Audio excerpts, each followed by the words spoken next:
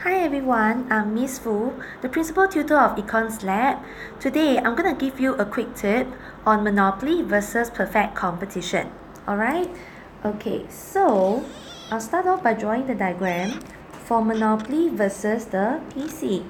And because Monopoly is actually the firm, but it's also representing the industry, since it's actually, the only producer that's going to produce for the entire industry. Therefore, as a firm, it is also the industry.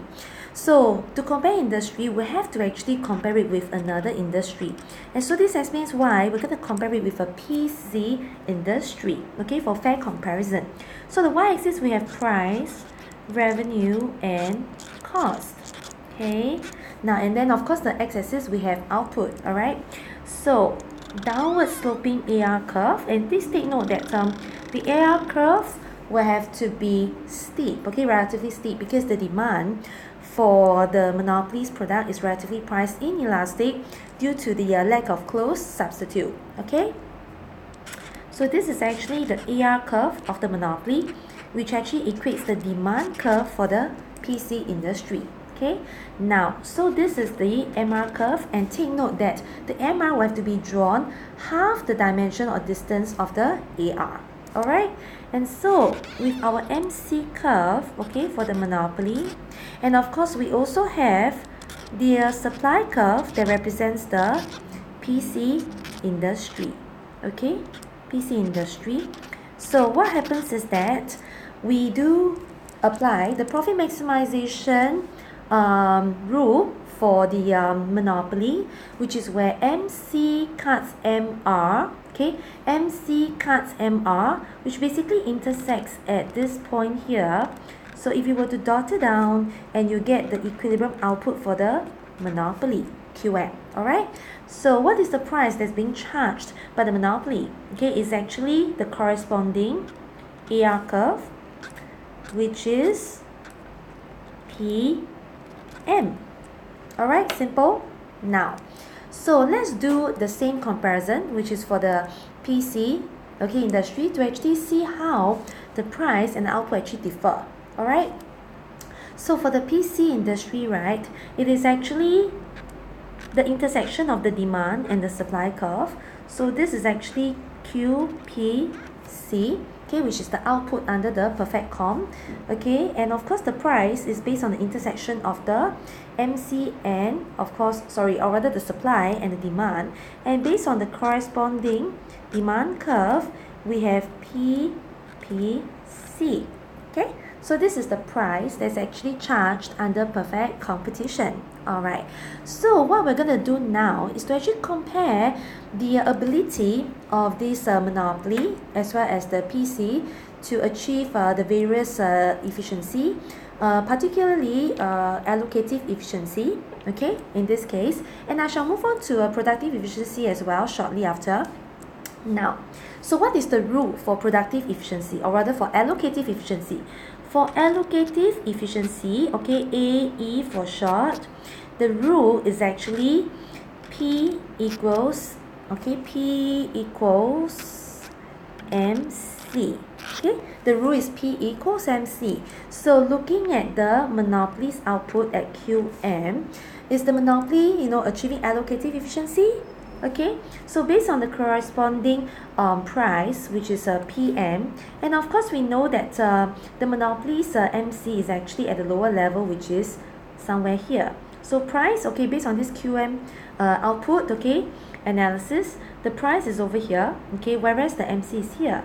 So in other words, right, P is greater than MC for the monopoly, and so the AE, allocative efficiency criteria of P equals to MC, is not fulfilled, and therefore the monopoly is not allocatively efficient. Alright, now looking at the PC now, okay, so for PC it produces an output of QPC, okay, and of course based on the corresponding price it is actually at PPC, and based on this output QPC, the MC is also, okay, is also here at the same point. So in other words, P is equals to MC. Okay, so the criteria is actually fulfilled. Okay, the criteria for allocative efficiency is fulfilled. So what happens is that the PC is actually allocatively efficient. Simple. Okay, so the next thing we shall look at is productive efficiency, and for that purpose I will put in my LRAC curve. Alright, so if I were to draw just my LRAC curve like this, okay, LRAC. Okay, so what happens is that you notice that my MC actually cuts the LRAC at the minimum point.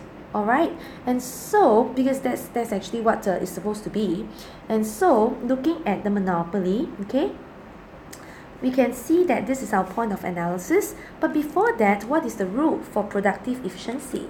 Okay, so from the society's perspective, right, productive efficiency is actually, okay, attained at minimum LRAC.